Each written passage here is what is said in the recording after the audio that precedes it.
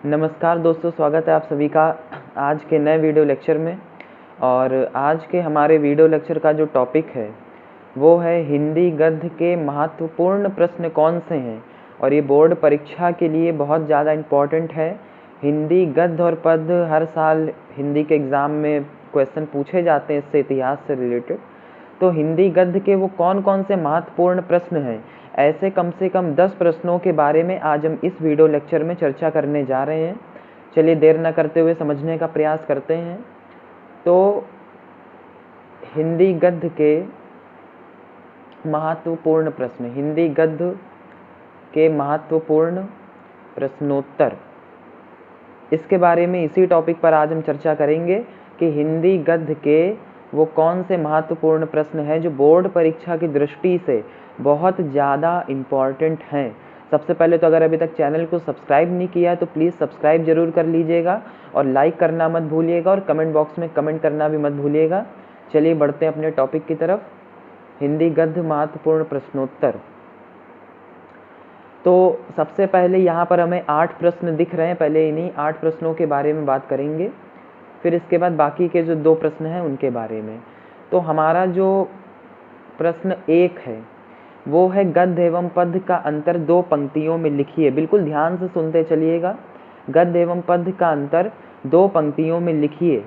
वाक्यबद्ध विचारात्मक रचना को गद्य कहते हैं। यहाँ पर जो गद्य निकल के आ रहा है वो वाक्यबद्ध है ना, और विचारात्मक, ठीक है, यानी कि वाक्यों से युक्त और विचारों से युक्त जो रचना है उसे हम गद्य कहते हैं।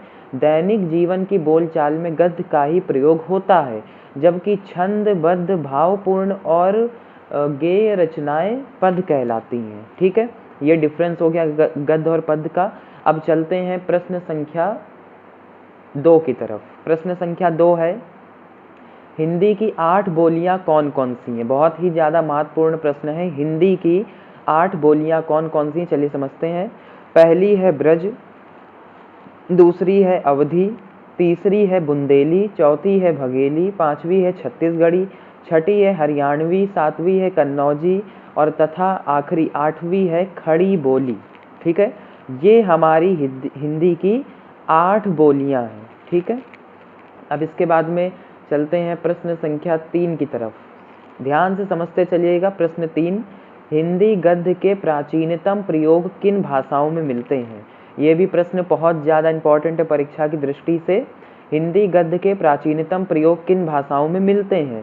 हिंदी गद्य के प्राचीनतम प्रयोग राजस्थानी और ब्रज भाषाओं में मिलते हैं। ठीक है, इतनी बात क्लियर हो गई। अब प्रश्न संख्या 4 की तरफ बढ़ते हैं। प्रश्न संख्या 4 है हमारा, प्राचीन ब्रज भाषा गद्य की 2 रचनाओं के नाम लिखिए।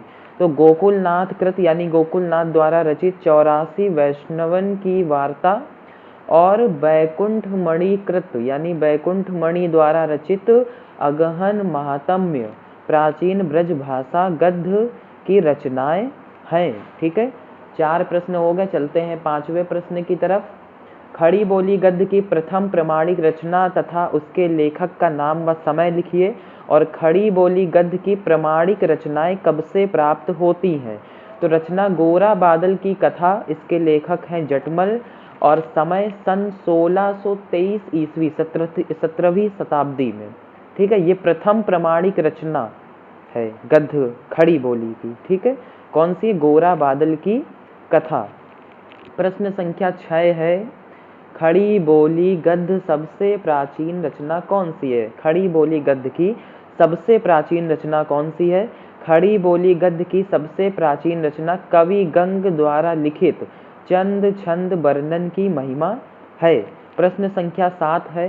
प्रश्न संख्या 7, खड़ी बोली गद्य के 2 प्रारंभिक उन नायकों के नाम लिखिए। खड़ी बोली गद्य के 2 प्रारंभिक उन्नायक हैं सदल मिश्र तथा पंडित लल्लू लाल। ठीक, इसके बाद प्रश्न संख्या 8 है, भारतेंदु से पूर्व हिंदी गद्य के 4 प्रवर्तकों और उनकी रचनाओं के नाम लिखिए। कलकत्ता स्थित फोर्ट विलियम कॉलेज के उन 2 हिंदी शिक्षकों के नाम लिखिए जिन्हें खड़ी बोली गद्य का प्रारंभिक उन्नायक माना जाए। यहाँ पर अथवा करके प्रश्न है, लेकिन इनके उत्तर एक समान ही होंगे।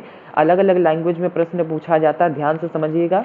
लल्लू लाल किस कॉलेज में हिंदी अध्यापक थे? उनकी प्रसिद्ध रचना का नाम लिखिए। खड़ी बोली के प्रारंभिक उन नायकों में विशेष रूप से जिन 4 लेखकों का उल्लेख किया जाता है, उनमें से किन्हीं 2 की एक-एक रचना का नाम लिखिए। या नासिकेतोपाख्यान के रचयिता कौन है? फोर्ट विलियम कॉलेज की स्थापना कहाँ हुई थी? इन सभी प्रश्नों का जवाब इसी उत्तर में मिल जाएगा। भारतेंदु से पूर्व हिंदी गद्य के 4 प्रवर्तकों के नाम निम्नलिखित हैं। पहला, इंसान अल्लाह खां, रानी केतकी की कहानी इनकी रचना हो गई, लेखक इंसान अल्लाह खां। इसके बाद सेकंड नंबर है सदा सुख लाल, इनकी रचना है सुख सागर। थर्ड है लल्लू लाल, प्रेम सागर रचना है। चौथा है सदल मिश्र नासिकेतोपाख्यान, सदल मिश्र नासिकेतोपाख्यान। इनमें सदल मिश्र तथा लल्लू लाल कलकत्ता के फोर्ट विलियम कॉलेज में अध्यापक थे। इतनी बात आ गई समझ में। अब इसके बाद में बाकी के जो 2 प्रश्न बचे हैं उनकी तरफ चलते हैं। ये हमारे 2 प्रश्न है। प्रश्न संख्या 9, भारतेंदु युग से पूर्व किन 2 राजाओं ने हिंदी गद्य के निर्माण में योग दिया? ठीक है, यानी कि किन किन 2 राजाओं का योगदान रहा है भारतेंदु युग में। और हिंदी गद्य की उर्दू प्रधान तथा संस्कृत प्रधान शैलियों के पक्षधर में 2 राजाओं के नाम लिखिए। भारतेंदु के उदय से पूर्व की खड़ी बोली के 2 भिन्न शैलीकार गद्य लेखकों के नाम लिखिए। इसका उत्तर चलिए समझते हैं जल्दी से।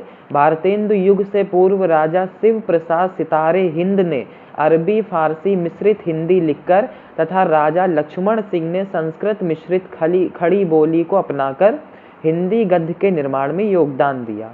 ठीक है, यानी कि राजा शिव प्रसाद सितारे हिंद और राजा लक्ष्मण सिंह, इनका योगदान रहा है। अब हमारा प्रश्न संख्या 10, हिंदी गद्य के विकास में ईसाई धर्म प्रचारकों के योगदान का उल्लेख कीजिए।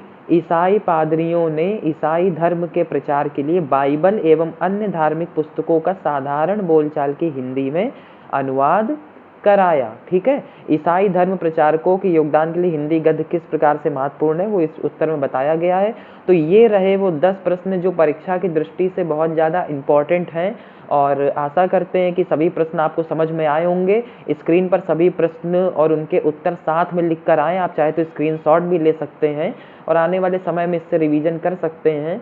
और एक बात और ध्यान से समझिएगा कि अभी तक अगर चैनल को सब्सक्राइब नहीं किया है, अगर अभी तक चैनल को सब्सक्राइब नहीं किया है तो प्लीज़ सब्सक्राइब कर लीजिएगा और साथ में जो बेल आइकन उसको ज़रूर प्रेस कर दीजिएगा और साथ में वीडियो को लाइक भी कर दीजिएगा। ठीक है, हमारे online study with Subrat YouTube channel में ऐसे सभी महत्वपूर्ण टॉपिक उपलब्ध हैं और जल्दी जल्दी हमारे चैनल को सब्सक्राइब कर लीजिए ताकि हमारी लाइव क्लासेस भी चल सकें।